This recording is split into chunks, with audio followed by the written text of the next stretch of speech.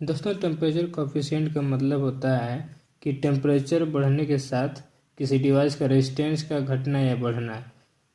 यानी कि दोस्तों अगर किसी डिवाइस का टेम्परेचर बढ़ाने पे उसका जो रेजिस्टेंस घटता है या बढ़ता है उसी को टेम्परेचर कोफिशिएंट बोला जाता है।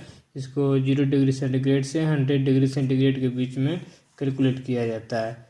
दोस्तों टेम्परेचर कोफिशिएंट को दो टाइप का होता है, एक होता है पॉजिटिव टेम्परेचर कोफिशिएंट, एक होता है नेगेटिव टेम्परेचर कोफिशिएंट।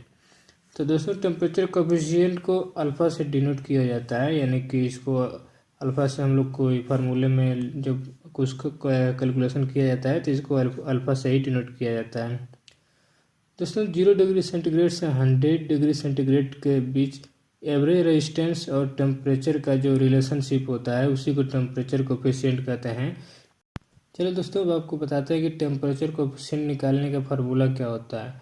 तो दोस्तों टेम्परेचर कोफिशिएंट निकालने का फार्मूला होता है टेम्परेचर कोफिशिएंट अल्फ़ा बराबर R100 माइनस R0 बटा R0 गुणे 100, जिसमें दोस्तों R100 का मतलब होता है कि 100 डिग्री सेंटीग्रेड पे रेजिस्टेंस माइनस R0 का मतलब होता है कि 0 डिग्री सेंटीग्रेड पे रेजिस्टेंस बटे R0 इंटू 100। दोस्तों इस फार्मूले के द्वारा किसी भी RTD का हम टेम्परेचर कोफिशिएंट निकाल लेते हैं। अगर RTD है तो RTD PT100 है या PT500 है या PT1000 है, तो इसमें उसकी हम वैल्यू रख के उसको आराम से उसका टेम्परेचर कोफिशिएंट निकाल सकते हैं।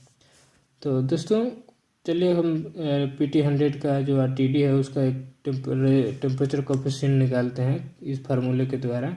दोस्तों PT100 RTD का 0 डिग्री सेंटीग्रेड पे 100 ओम रेजिस्टेंस इसका आउटपुट होता है और 100 डिग्री सेंटीग्रेड पे 139 ओम उसका आउटपुट आता है।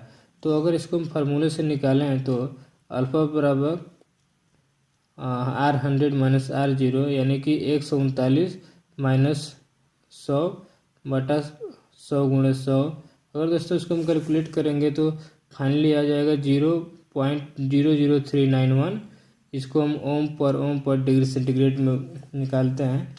तो दोस्तों ये हो गया हमारा PT100 का टेम्परेचर कोफिशिएंट 0.00939। दोस्तों अगर इसी प्रकार हम PT500 के लिए निकालेंगे तो 0 डिग्री सेंटीग्रेड बराबर 500 ओम और 100 डिग्री सेंटीग्रेड पे इसका 692 ओम रेजिस्टेंस होता है। तो अगर हम इसको इसी फार्मूले में वैल्यू फिल करके अगर हम कैलकुलेट करेंगे तो इसका आ जाएगा हमारा 0.00384 ओम पर डिग्री सेंटीग्रेड।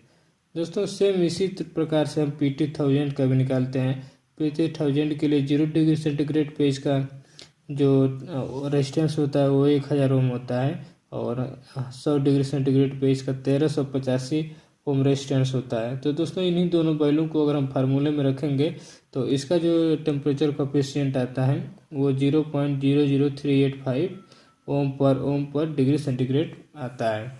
तो दोस्तों लगभग सबका टेम्परेचर कोफिशिएंट सेम ही होता है, थोड़ा सा डिफरेंट रहता है।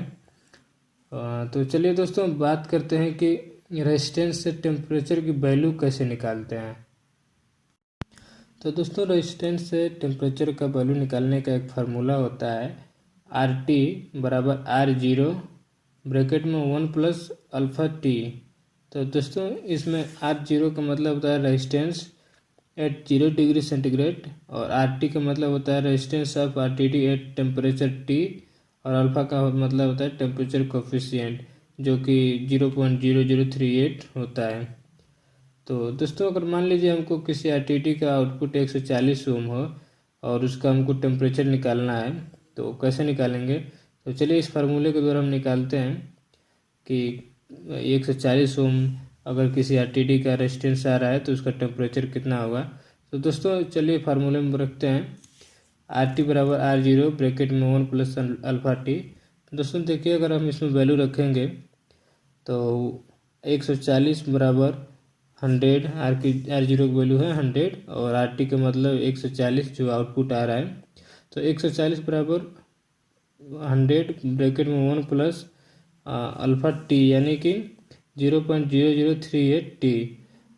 अगर इसको हम कैलकुलेट करेंगे तो इसको अगर 100 को इधर लाते हैं तो 100 इसमें आ जाएगा तो इसको भाग कर लेगा तो 1.4 हो जाएगा बराबर 1 प्लस 0038 T दोस्तों इसको फाइनली हम जब कैलकुलेट करेंगे तो टी बराबर आ जाएगा 105 डिग्री सेंटीग्रेड। तो दोस्तों इसी प्रकार से अगर हम मान लीजिए कि हमें टेम्परेचर से रेजिस्टेंस निकालना हो तो अब कैसे निकालेंगे। एक एग्जांपल लेते हैं कि हमको 136 डिग्री सेंटीग्रेड पे रेजिस्टेंस की वैल्यू फाइंड आउट करना है। तो दोस्तों सेम इसी वैल्यू में हम फिलअप करेंगे आर टी बराबर R0 1 प्लस अल्फ़ा टी। हम आर टी इसमें हमको फाइंड आउट करना है और R0 की वैल्यू हमको पता ही रहता है। तो R0 बराबर 100 होता है। तो चलिए इस फार्मूले में फिल करते हैं। दोस्तों आर टी बराबर हो जाएगा फिर 100 ब्रैकेट में 1 प्लस अल्फ़ा की वैल्यू पता ही होता है गुणे टी यानी टेम्परेचर दिया ही है 130 डिग्री सेंटीग्रेड। दोस्तों जब हम इसको फिल करके फाइनली इसको कैलकुलेट करेंगे तो आ जाएगा 149.4 ओम यानी कि 149.4 ओम इसका आएगा।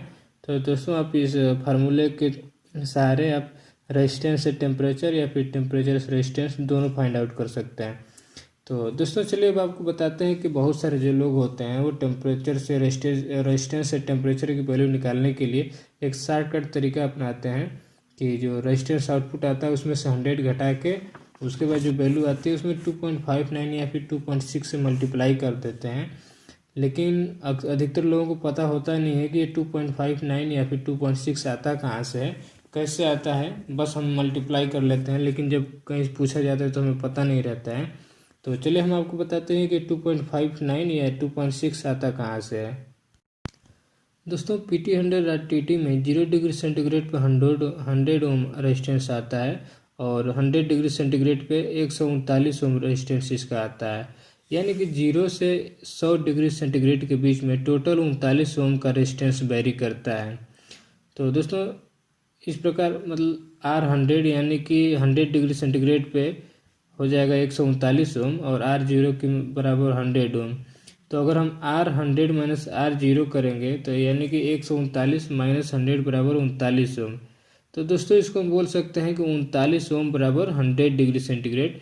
यानी कि PT100 में जो PT100 का RTD आता है उसको 39 ओम का रेजिस्टेंस बढ़ने में 100 डिग्री टेम्परेचर बढ़ाना पड़ता है। तो इसको हम बोल सकते हैं कि 39 ओम बराबर 100 डिग्री सेंटीग्रेड। दोस्तों अगर हम इसके सहारे 1 ओम के वैल्यू निकालें तो 1 ओम बराबर निकालने के लिए 100 माइनस 39 हो जाएगा जो कि 2.5 आएगा।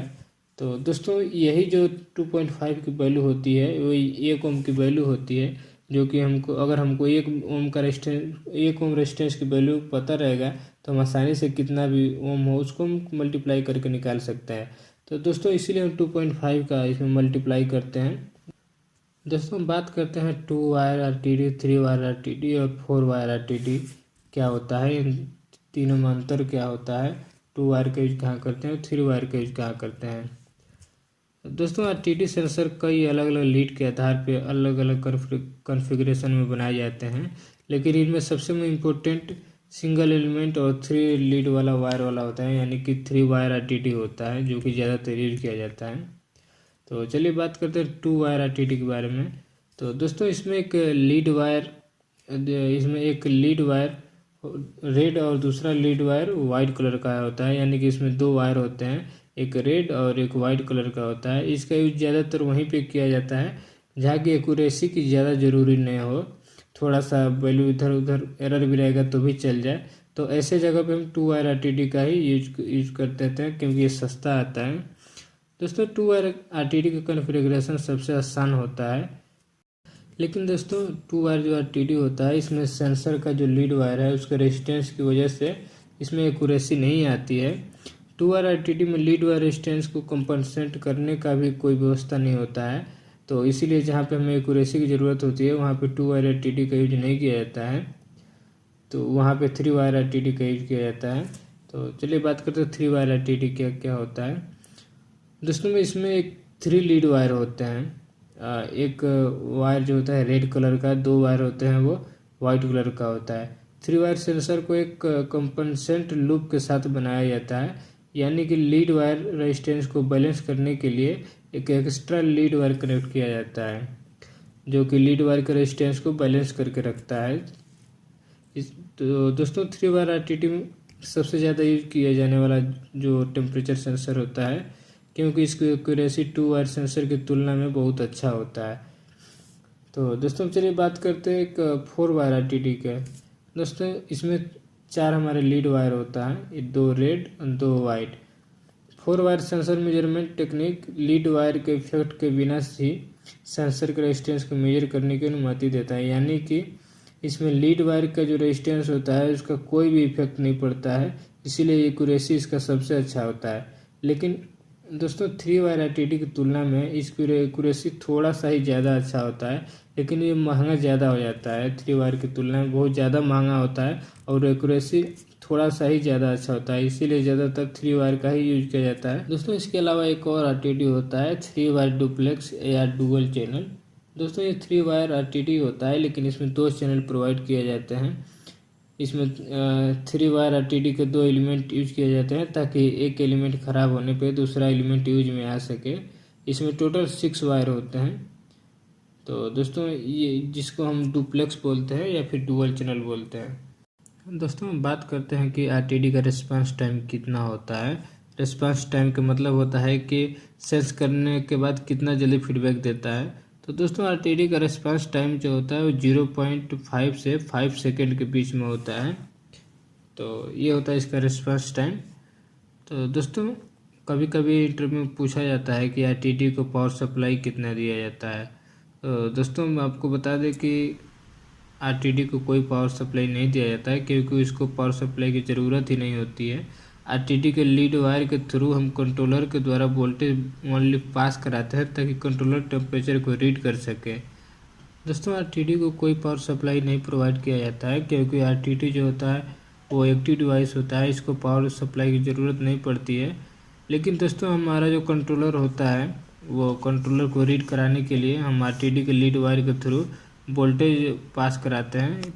क्योंकि दोस्तों जब हम RTD के थ्रू कोई वोल्टेज पास कराएंगे तो RTD का जो टेम्परेचर बढ़ने की वजह से अगर रेजिस्टेंस की वैल्यू बढ़ती है तो उसके क्रॉस जो वोल्टेज आता है वो वोल्टेज ड्रॉप होता है, और जो कंट्रोलर होता है वो ड्रॉप हुआ कितना वोल्टेज ड्रॉप होता है उसको रीड करके कैलकुलेट कर लेता है टेम्परेचर कितना होगा उसके अकॉर्डिंग। तो इसीलिए हम बस RTD का लीड वायर के थ्रू हम वोल्टेज पास कराते हैं। तो दोस्तों जब भी आपसे कोई पूछे तो ये RTD में कोई उसको पावर सप्लाई की ज़रूरत नहीं होती है, ये कंट्रोलर को रीड करने के लिए बस हम वोल्टेज पास कराते हैं और उसके लीड वायर के थ्रू। तो चलिए दोस्तों थैंक यू। अगर आपको वीडियो पसंद आई हो तो वीडियो को ज़रूर लाइक कीजिएगा, मेरे चैनल को सब्सक्राइब कीजिए और बेल आइकन को भी दबा दीजिएगा ताकि अगर कोई मेरी नई वीडियो आए तो आप तक सबसे पहले पहुँचे। धन्यवाद।